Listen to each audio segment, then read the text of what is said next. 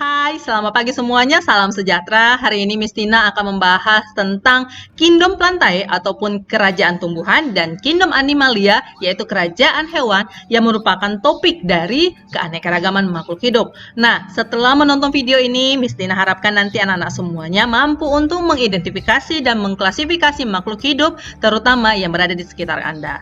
Nah, untuk topik ini, anak-anak bisa lihat di buku kuadra kita di halaman 73 sampai 84. Nah, jadi sebelum kita lanjutkan, jangan lupa like video. Oke? Nah, yang pertama kita bahas tentang Kingdom Plantae ataupun kerajaan tumbuhan. Di sini nanti akan ada dua kategori, yaitu tak berpembulu dan berpembulu. Artinya gini, pembulu itu adalah keberadaan dari berkas pengangkut yang bernama, iya, betul sekali, xilem dan floem. Nah, untuk keberadaan xilem sama floem itu sudah dibahas dari SD sampai sekarang, itu tidak ada berubah, yaitu pengangkutan air dan unsur hara dari akar ke daun itu oleh xilem. Sedangkan floem itu adalah pengangkutan zat makanan hasil fotosintesis dari daun menuju ke seluruh tubuh tumbuhan. Nah, jadi kita cek dengan keberadaan mereka ya. Oke, yang pertama untuk Kingdom Plantae ada tidaknya jaringan pengangkut, nanti akan ada sekitar dua jenisnya, yaitu yang tak berpembulu itu namanya adalah kelompok Bryophyta atau tumbuhan lumut. Nah, anggota dari tumbuhan lumut ini ada namanya lumut daun, lumut hati, dan lumut tanduk. Nah, ini bisa jelas anak-anak lihat di halaman 74. Nah, yang kedua, berpembulu atau sudah memiliki jaringan pengangkut. Ini ada dua jenis tumbuhannya, yaitu tumbuhan paku atau Pteridophyta. Ini ada tumbuhan paku purba, paku kawat, ekor kuda, dan paku sejati. Contoh paku sejati itu adalah suplir, tanaman hias. Oke? Nah, satu lagi yang untuk berpembulu adalah Spermatophyta atau tumbuhan berbiji. Nah, ini yang paling banyak kita temui. Nah, yang bagaimana itu masing-masing kita akan bahas. Yuk. Nah, ini gambar dari yang namanya tanaman pinus. Nah, yang Miss tunjukkan itu adalah bunga pinus. Oke, berikutnya kita akan membahas tentang metagenesis. Metagenesis itu apa, Miss Tina? Oke, ini sebenarnya adalah siklus hidup antara tumbuhan Bryophyta dan Pteridophyta. Tumbuhan ini berkategori memiliki siklus hidup yang berbeda. Nanti ada fase sporofit, artinya fase dia menghasilkan spora. Ya, bagaimana itu nanti kita akan cek, ada kotak spora pastinya. Terus yang kedua, nanti ada yang membahas tentang gametofit, penghasil sel kelamin. Nah, untuk sel kelamin betina dihasilkan oleh bagian bernama archegonium. Sedangkan untuk bagian jantannya menghasilkan sel sperma dihasilkan oleh antheridium. Nah, satu lagi, tumbuhan Bryophyta dan Pteridophyta ini nanti dia sama-sama berspora. Sedangkan nanti yang namanya Spermatophyta dia nanti berkembang biak dengan berbiji. Oke, kita cek siklus hidupnya. Oke, kita cek untuk bagian dari Bryophyta atau tumbuhan lumut. Di sini ada fase meiosis, artinya fase pembelahan sel ya. Nah, bagian ini Miss harapkan anak-anak semua bisa hafal dengan kata kuncinya ramal jes. Ra, spora. Ma, protonema, nanti akan berkembang di sini protonema. Terus ini akan berkembang menjadi L, lumut. Dari lumut ini nanti akan menghasilkan sel kelamin. Oke, yang di bagian atas artinya dia penghasil sel kelamin atau fase gametofit ya. Kemudian nanti dia akan menghasilkan Z, zigot, embrio, nanti sudah berkembang membentuk embrio. Kemudian nanti akan menghasilkan sporofit ataupun tumbuhan penghasil spora. Nah, di sini kotak sporanya nanti akan menghasilkan spora yang bisa berkembang menjadi R lagi, menghasilkan spora, dan lanjut siklus hidupnya. Oke, sampai sini sudah paham ya? Berikutnya, untuk yang namanya tumbuhan lumut, di sini ada 3 macam, yaitu sama-sama sebenarnya. Ini adalah lumut daun yang biasa kita temukan di sekitar rumah kita. Kemudian nanti di sini ada lumut hati. Ini adalah tipe lumut di daerah dataran tinggi. Kemudian lumut ini langsung nampak jenis kelamin jantan dan betinanya, yaitu kalau yang seperti ini payungnya adalah payung betina, sedangkan yang kecil ini adalah payung jantannya. Oke? Oke, selanjutnya kita bahas tentang yang namanya Petredophyta. Nah, untuk Petredophyta kita menghafal dengan siklus hidupnya rata zep. Ra, spora. Di sini ada kotak-kotak spora. Oke, di bagian bawah daun biasanya ya. Ta, protalium. Nah, kotak spora nanti akan mengeluarkan protalium, tumbuhan kecil-kecil. Nah, protalium nanti akan menghasilkan kelamin jantan dan kelamin betinanya. Oke? Nah, di sini setelah terjadi proses pembuahan akan membentuk yang namanya betul sekali, zigot. Lanjut, embrio ini zigotnya, nanti embrio akan berkembang menjadi tumbuhan paku dewasa yang nanti di bagian daun bawahnya itu ada kotak-kotak spora atau bintik-bintik coklat. Oke, nah contoh-contohnya ada paku kawah, suplir, dan paku air. Tadi sudah dijelaskan ya. Nah, di sini ini contoh yang terkenal. Oke, perbedaannya anak-anak bisa lihat di sini ada fasenya. Yang pasti Miss mau harapkan anak-anak bisa memahami bentuk-bentuk dari tumbuhan paku dan tumbuhan lumut ini. Oke? Nah, selanjutnya kita bahas tentang spermatophyta. Artinya tumbuhan yang memiliki biji sebagai alat berkembang biaknya. Ternyata spermatophyta itu ada dua kategori berdasarkan keberadaan daging biji atau biasa kita bilang dengan daging buah. Nah, biasanya teringatnya, kalau anak-anak semuanya memakan buah mangga, bagian mana buah mangga yang dimakan? Kulitnya, daging buahnya, atau bijinya? Iya, betul, daging buahnya. Nah, itu yang kita bahas, keberadaan daging buah itu. Kalau misalnya dia tidak memiliki daging buah, itu kelompok Gymnospermae. Itu adalah tumbuhan yang tidak memiliki daging buah. Nah, Gymnospermae contohnya di sini ada Pinus. Pinus di sini adalah ini Strobilus betinanya ataupun Pinus betina, dan ini adalah Pinus jantan. Selain itu ada pakis haji ataupun tanaman hias. Nah, tanaman hias pakis haji ini ada dua macam juga. Kemudian ada tumbuhan melinjo. Ini biasa dicampuran sayuran. Oke? Nah, nanti ada ginkgo bilobanya juga. Oke, sampai Gymnospermae. Ada permasalahan? Oke, nggak ada. Lanjut. Yang kedua, dia memiliki daging buah yang biasa kita nikmati, yaitu tumbuhan yang kita ingat ada tumbuhan monokotil dan dikotil. Di sini ada mangga, terus nanti ada padi, rumput gajah, tebu, bambu, dan segala macamnya. Kita paling nampak ini yang namanya Angiospermae. Oke? Nah, ciri-cirinya yang bagaimana tuh? Yuk kita cek. Nah, yang pasti Gymnospermae nanti akan lebih cenderung menuju ke tumbuhan dikotil untuk perbedaannya. Oke? Di sini ada perbedaan-perbedaannya. Anak-anak bisa melihatnya. Nah, di sini ada kata-kata beruas-ruas. Artinya berbuku-buku. Ingat aja seperti tanaman tebu. Ada sekat-sekatnya di batangnya. Oke, tebu, bambu ada sekat-sekat di batangnya. Itu ruas namanya. Oke, nah selama ini tumbuhan monokotil dia kategori tidak berkambium. Padahal dia punya kambium tapi sedikit. Makanya ada fase pertambahan batangnya makin lebar diameternya karena ada jatah kambiumnya tapi terbatas. Oke, nah untuk selanjutnya Kingdom Animalia ataupun kerajaan hewan. Di sini nanti ada dua kelompok seperti kayak tumbuhan, yaitu invertebrata dan vertebrata. Nah, invertebrata adalah hewan tak bertulang belakang, sedangkan vertebrata adalah hewan bertulang belakang. Manusia di bagian mana? Oke, kita cek. Nah, di sini ada perbedaan dari ataupun pengkelompokan dari kelompok Animalia. Anak-anak bisa lihat. Di sini ada yang berkategori berdarah panas, ada yang berdarah dingin, ada yang berkembang ataupun bergerak dengan kaki, ada yang tanpa kaki. Nah, yang bagaimana itu semua? Yuk kita cek. Halaman buku kalian adalah 81 ya. Invertebrata. Nah, kelompoknya di sini ada Pecemeva. Nah, nanti untuk ciri-ciri dari Pecemeva, entah siapapun itu, ingat, hafal contohnya, ingat contohnya, maka kamu akan ingat ciri-cirinya. Ya, itu saran Miss Tina.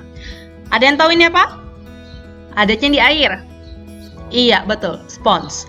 Nah, ini kelompok Porifera, tumbuhan berpori. Ya.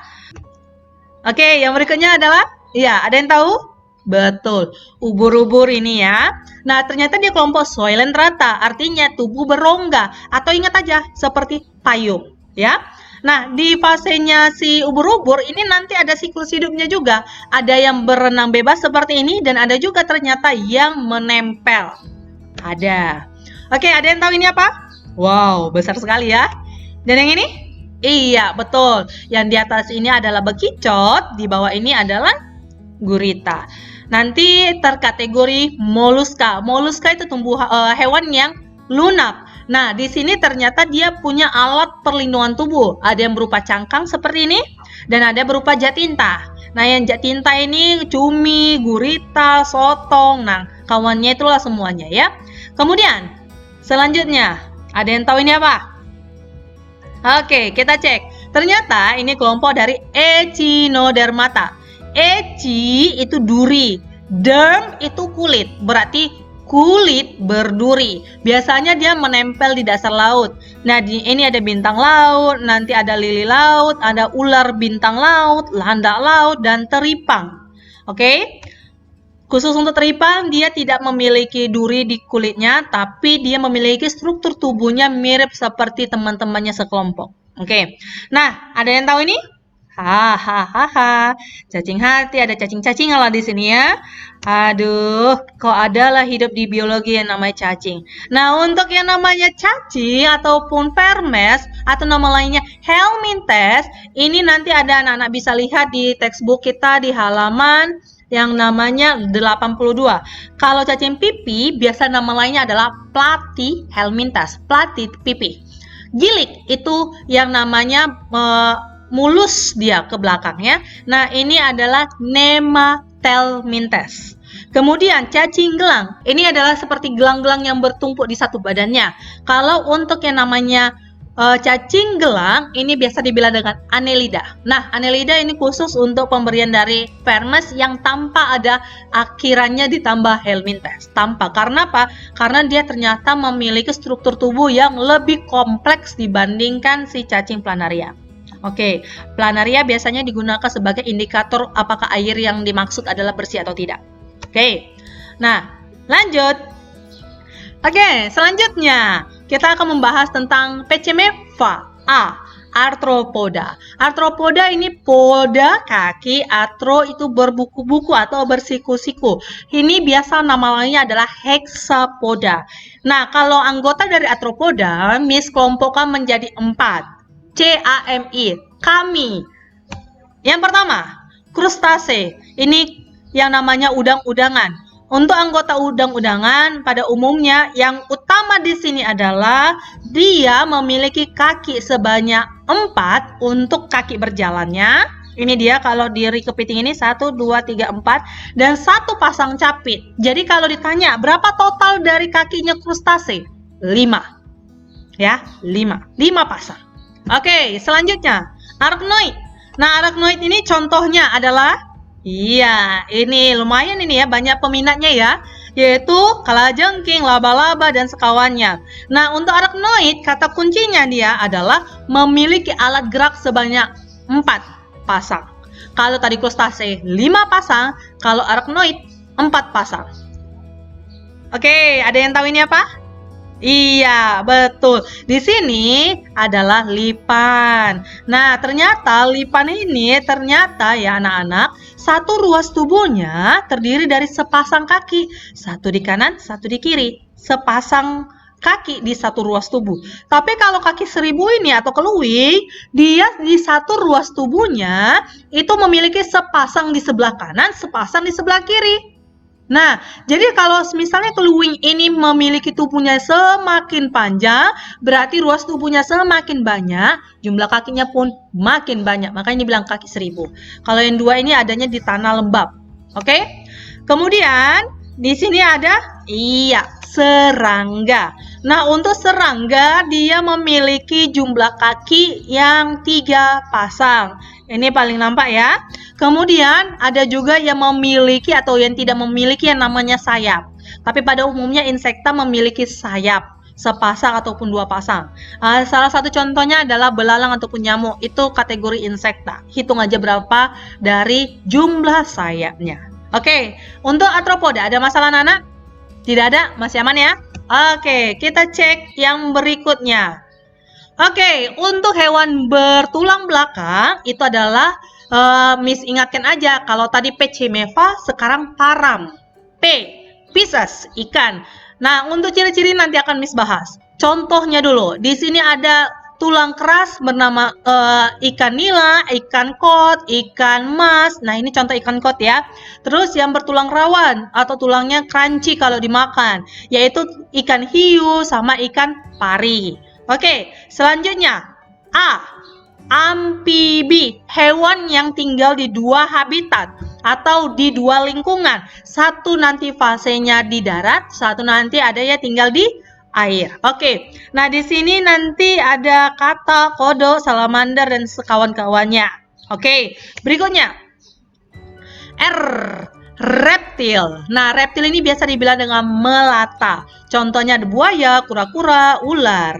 Nah, di sini sebenarnya pada umumnya reptil itu memiliki rahang dengan gigi yang tajam. Tapi ada juga yang bergerak ataupun perlindungan tubuhnya adalah berupa ini dia, tempurung.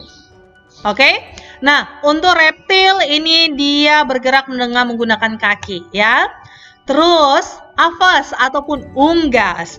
Nah, di sini semua jenis unggas, bebek, ayam, burung, nah semua di sini ya. Flamingo juga di sini, terus ada nanti penguin juga di sini.